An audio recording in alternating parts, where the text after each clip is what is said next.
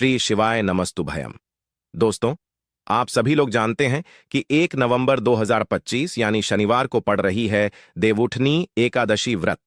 और दोस्तों, यह वह तिथि है जो कार्तिक मास में पड़ने वाली सबसे बड़ी तिथि है, क्योंकि यह कार्तिक मास पड़ने वाली है और इसका बहुत ही बड़ा और विशेष महत्व होता है।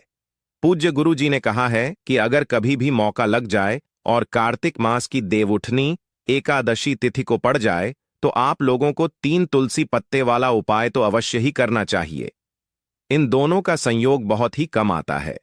इसी के साथ में गुरु जी ने अपनी शिव पुराण कथा में बताया है कि इस दिन आपको एक 3 तुलसी पत्ते वाला उपाय तो आपको अवश्य ही करना चाहिए, क्योंकि ऐसा दिन पूरे साल में सिर्फ एक ही बार आता है।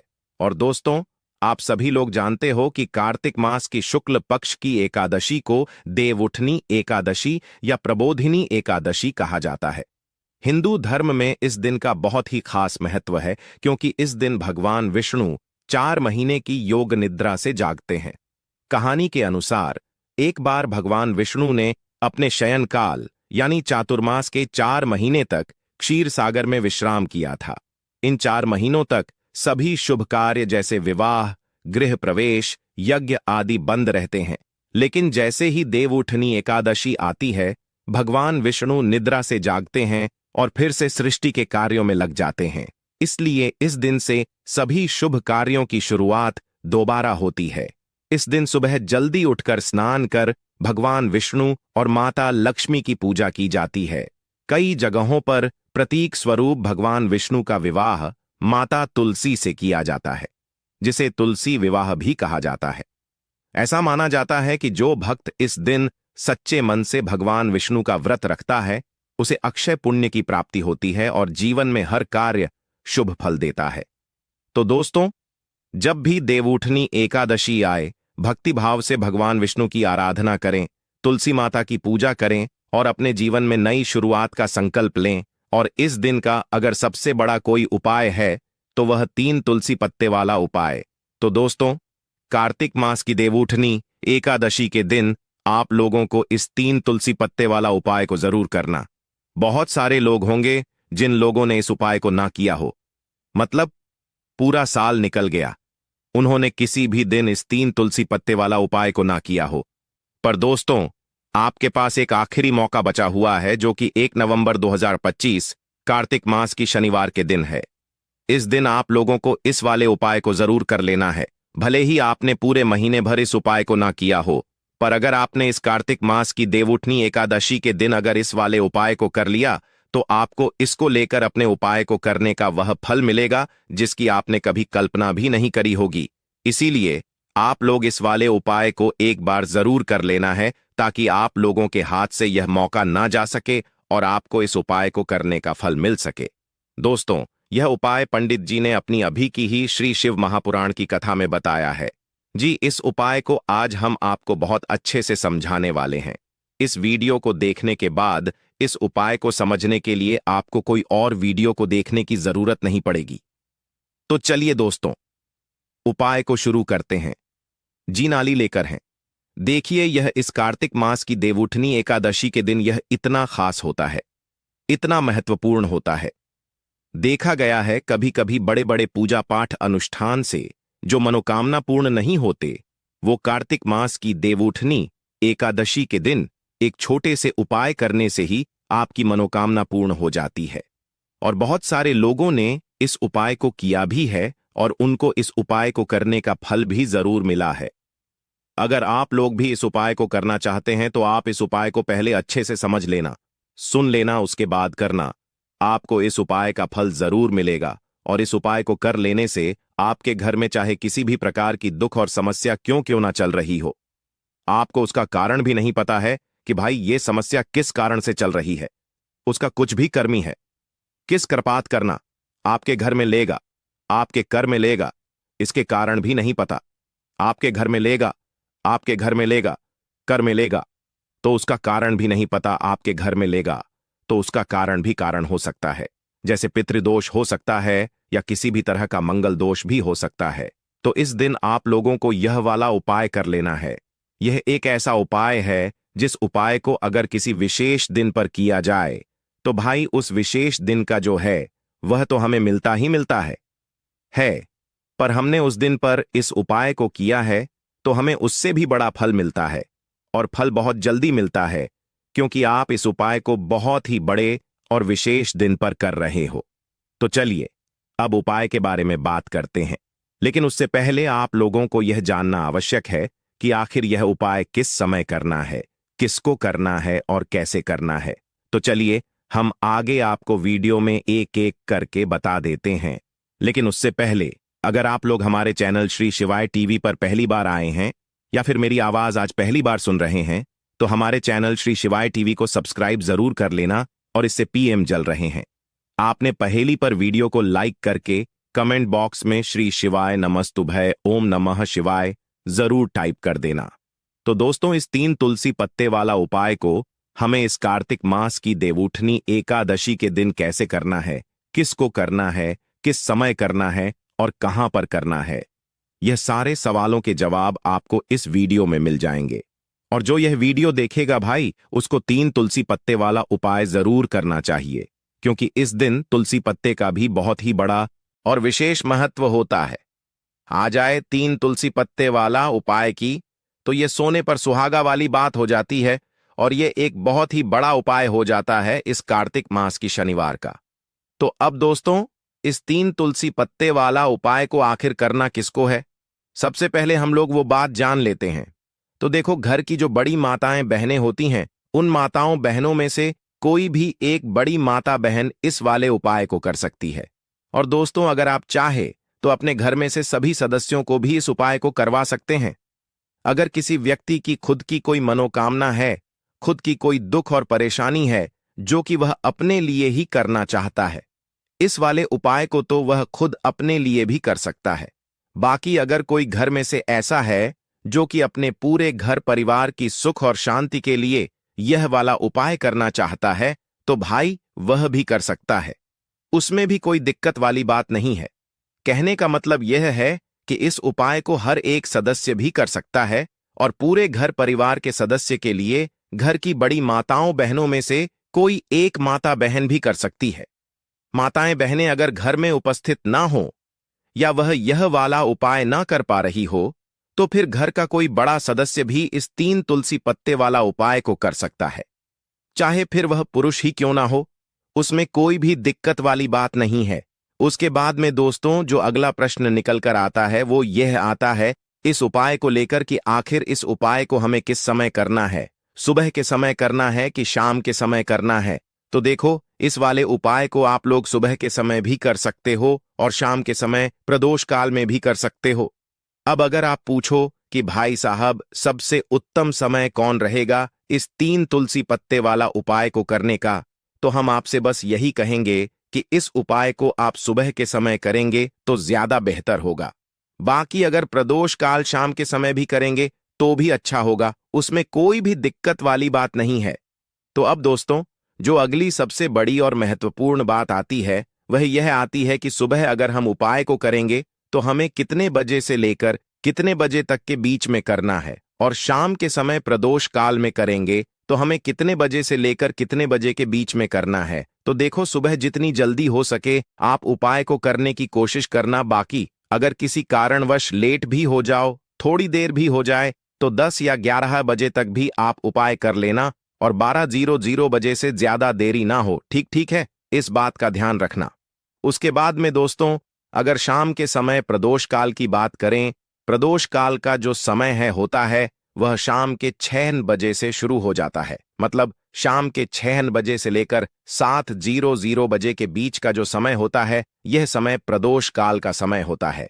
तो आप इस उपाय को 7 या 8 बजे के बीच में भी कर सकते हो। मतलब शाम के 6 बजे से रात 8:00 बजे के बीच में आप कभी भी इस वाले उपाय को कर सकते हो, उसमें कोई भी दिक्कत वाली बात नहीं है।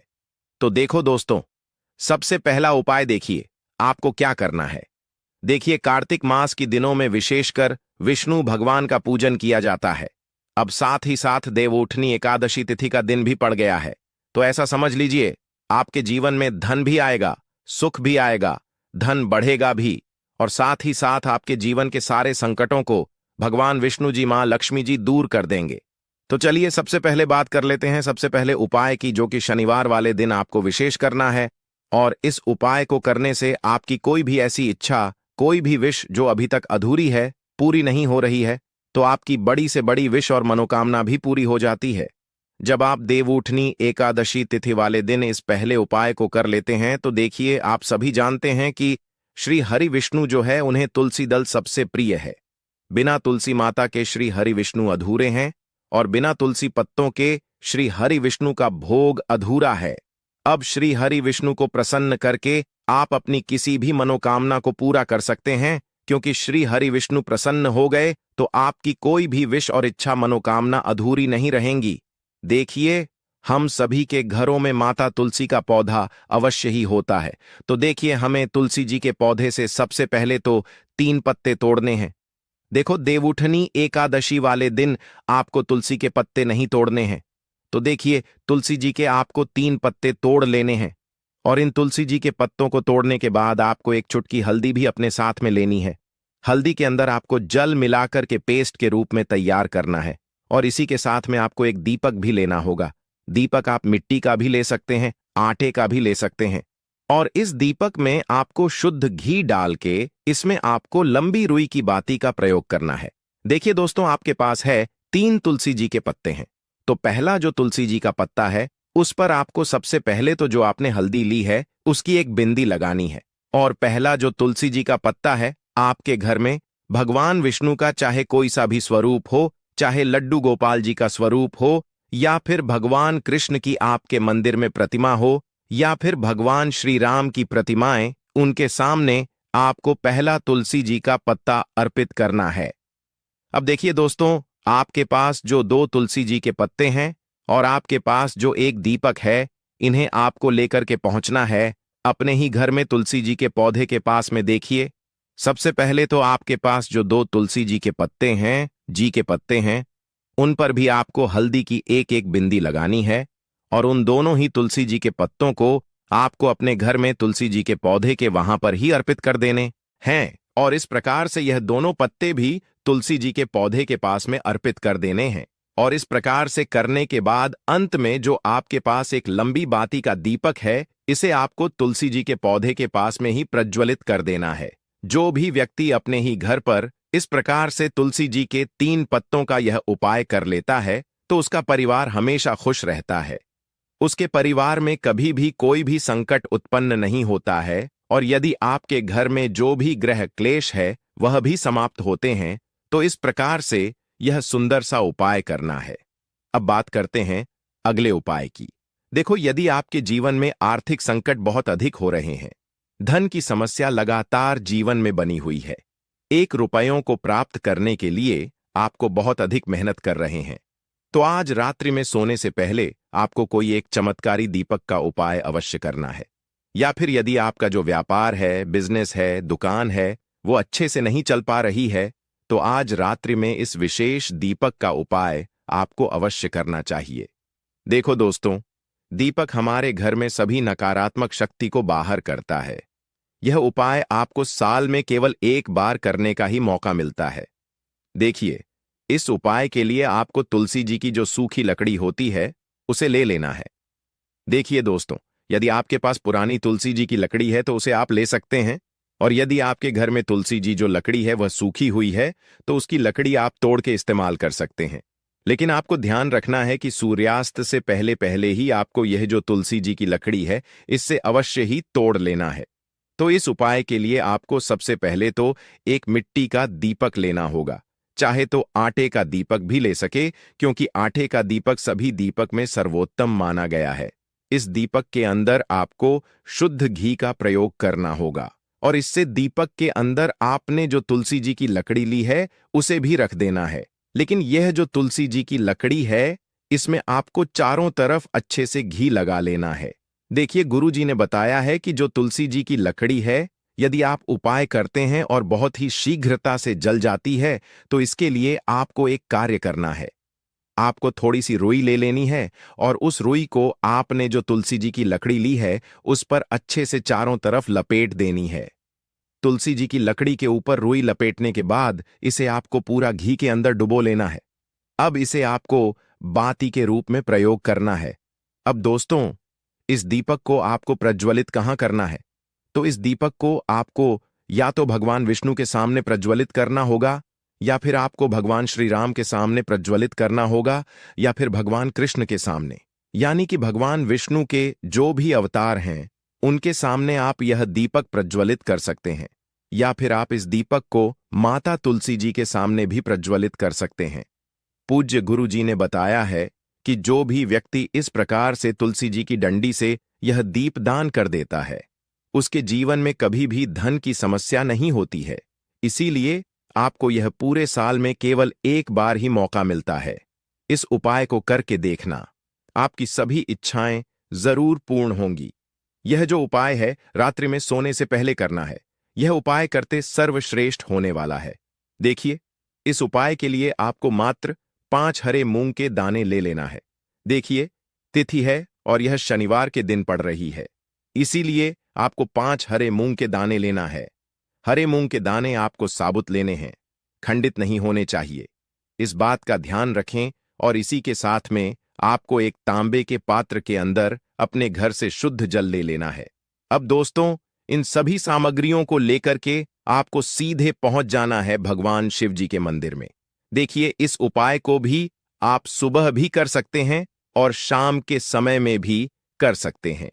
देखिए, भगवान शिव जी के मंदिर में पहुंचने के बाद आपके पास जो 5 हरे मूंग हैं, उनमें से पहला जो हरा मूंग है, आपको शिवलिंग के सामने जो नंदी महाराज होते हैं और उनका जो पैर उठा हुआ होता है, वहां पर आपको पहला हरा मूंग समर्पित करता है, वहां पर जो देना है। और आपको ओम नमः शिवाय इस मंत्र का जाप कर लेना है। फिर आपको दूसरा हरा मूंग लेना है और शिवलिंग पर जो श्री गणेश जी वाला स्थान होता है, वहां पर आपको यह दूसरा हरा मूंग समर्पित कर देना। यानी कि शिवलिंग के सीधे तरफ आपको यह दूसरा हरा मूंग समर्पित करना है। और फिर आपको ओम नमः शिवाय या फिर श्री गणेशाय नमः इस मंत्र का जाप कर लेना है। तीसरा, हरा मूंग का दान आपको भगवान शिव की सबसे प्रिय पुत्री माता अशोक सुंदरी वाले स्थान पर समर्पित करना होगा। शिवलिंग की जो जलाधारी होती है, जहां से जल बह के आता है, उसी जलाधारी के बीच में जो कहीं ना कहीं उठी हुई लाइन होती है सांप की आकृति के रूप में, वहीं पर आपको तीसरा हरा मूंग समर्पित करना है। और फिर आपको ओम नमः शिवाय इस मंत्र का जाप कर लेना है। अब दोस्तों, चौथा जो हरा मूंग है, उसे आपको भगवान कार्तिकेय जी का जो स्थान होता है शिवलिंग पर, वहां पर आपको ये चौथा हरा मूंग का दाना समर्पित कर देना है और आपको ओम नमः शिवाय इस मंत्र का जाप कर लेना है। अब दोस्तों, आपके पास जो 5वां और अंतिम हरा मूंग बचा हुआ है, उसे जल के पात्र के अंदर डाल देना है और इस हरे मूंग से युक्त जल से आपको भगवान शिव के शिवलिंग का अभिषेक कर देना है। धीरे धीरे समर्पित करते जाना है और लगातार आपको शिव महापुराण के मूल मंत्र श्री शिवाय नमस्तुभ्यम इस मंत्र का जाप करते रहना है। फिर आपको शिवलिंग के सामने बैठकर, यदि आप अपने बच्चों के लिए यह उपाय कर रहे हैं, यदि आप अपने बच्चों की बुद्धि, ज्ञान और विवेक के लिए उपाय कर रहे हैं, तो उसके लिए आपको प्रार्थना कर लेनी है। या फिर व्यापार में वृद्धि करने के लिए यह उपाय कर रहे हैं तो उसकी कामना करते हुए आपको प्रार्थना कर लेनी है। या फिर अपनी नौकरी के लिए कर रहे हैं, या फिर अपने इंटरव्यू के लिए, या फिर धन की प्राप्ति के लिए कर रहे हैं। जिस भी कामना के लिए आप उपाय कर रहे हैं, उसे परिपूर्ण करने के लिए आपको महादेव से प्रार्थना कर लेनी है और फिर आपको वापस अपने घर आ जाना है। पूज्य गुरु जी ने कहा है कि जो भी व्यक्ति इस उपाय को कर लेता है, तो यकीन मानिए आपके जीवन की जो सारे संकट, कष्ट और बाधाएं हैं, वह सभी समाप्त होंगे। अब हम बात करते हैं तीसरे विशेष उपाय। देखो, भाग्य का साथ आपको मिले तो गुरु बृहस्पति को मजबूत करना बहुत जरूरी होता है। इसीलिए पूज्य गुरुदेव ने एक बहुत ही सुंदर सा उपाय बताया था, जो कि है पीले चावल का थोड़े से अक्षत लेना, चावल लेना। अगर आपको ऐसा लगता है ना कि आपको किसी भी चीज में सफलता नहीं मिल पा रही है, किस्मत का साथ आपको नहीं मिल पा रहा है, तो पीले चावल लेना। पीले चावल कैसे करोगे? 11 चावल लेना, साबुत उसके अंदर पीली जो पीला चंदन है वह आपको मिला देना है और चावल को पीला रंग कर देना है। ठीक है। साथ में लेना है एक बेलपत्र और साथ में लेना है तांबे के पात्र के अंदर जल। ठीक है। यह तीनों सामग्री लेकर के शनिवार देवउठनी एकादशी के दिन सुबह से लेकर के रात्रि तक, जब आपकी इच्छा हो तब आप यह उपाय कर सकते हैं। अब आपको क्या करना है? भगवान शिव के मंदिर में जाएंगे। जो एक बेलपत्र है वह माता अशोक सुंदर वाले स्थान पर आपको अर्पित करना है। डंडे का हिस्सा जलाधारी की तरफ हो, चाहिए उस प्रकार से आपको यह बेलपत्र अर्पित करना है।